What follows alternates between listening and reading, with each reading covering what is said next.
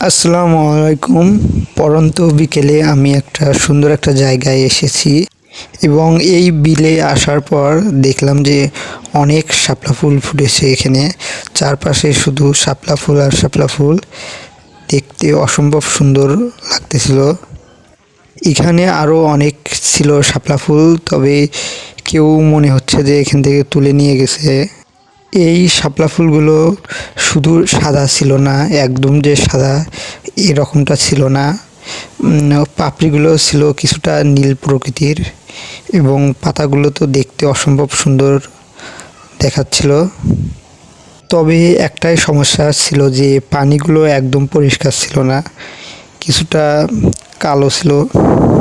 তবে জায়গাটা অসম্ভব সুন্দর ছিল।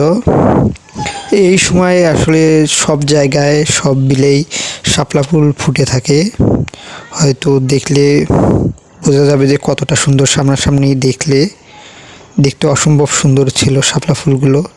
এরপর শুধু আমি একটা ফুল ছিঁড়ে এখান থেকে চলে যাই। ফুলটার সেন্টটা ছিল একদম মিষ্টি ছিল দেখতে।